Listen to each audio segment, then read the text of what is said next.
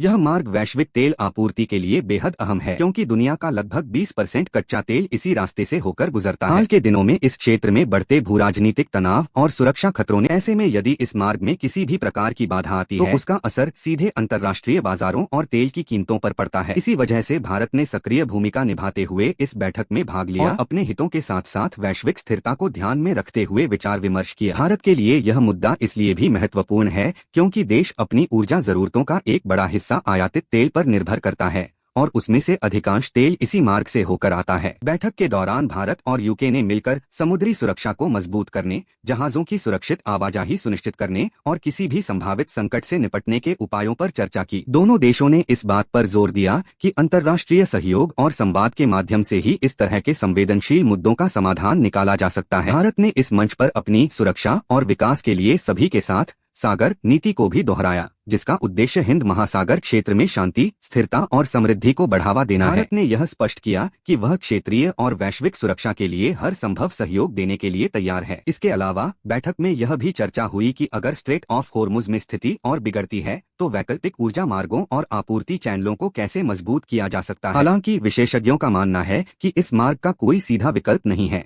इसलिए इसे सुरक्षित रखना ही सब। मिडिल ईस्ट में बढ़ते तनाव के बीच वैश्विक स्तर पर एक बड़ी पहल सामने आई है, जहां 37 देशों ने मिलकर महत्वपूर्ण समुद्री मार्गों की सुरक्षा सुनिश्चित करने का वादा किया है। खास तौर पर स्ट्रेट ऑफ होर्मुज को लेकर यह सहयोग और भी अहम हो जाता है, क्योंकि यह दुनिया के सबसे व्यस्त और रणनीतिक तेल परिवहन मार्गों में से एक है। यह समुद्री रास्ता पर्शियन गल्फ को ओमान की खाड़ी से जोड़ता है और यहां से होकर दुनिया का बड़ा हिस्सा कच्चे तेल का व्यापार होता है। हाल के तनावों के चलते इस मार्ग पर जहाजों की आवाजाही प्रभावित हुई थी, जिससे वैश्विक बाजार में अनिश्चितता बढ़ गई थी। इसी स्थिति को देखते हुए 37 देशों ने एक साझा मंच पर आकर यह निर्णय लिया कि वे समुद्री सुरक्षा को मजबूत करेंगे और इस मार्ग को फिर से सुरक्षित और चालू करने के लिए मिलकर काम करेंगे। इस पहल में कई बड़े देश शामिल हैं, जिनका उद्देश्य न केवल अपने अपने आर्थिक हितों की रक्षा करना है, बल्कि वैश्विक ऊर्जा आपूर्ति को भी स्थिर बनाए रखना है। बैठक के दौरान यह सहमति बनी कि अंतर्राष्ट्रीय सहयोग, संयुक्त निगरानी और सुरक्षा उपायों के जरिए जहाजों की सुरक्षित आवाजाही सुनिश्चित की जाएगी। साथ ही किसी भी संभावित खतरे से निपटने के लिए साझा रणनीति तैयार करने पर भी जोर दिया गया। विशेषज्ञों का मानना है कि इस तरह का सामूहिक प्रयास वैश्विक स्थिरता के लिए बेहद जरूरी है। यदि स्ट्रेट ऑफ होर्मुज जैसे अहम मार्ग लंबे समय तक बाधित रहते हैं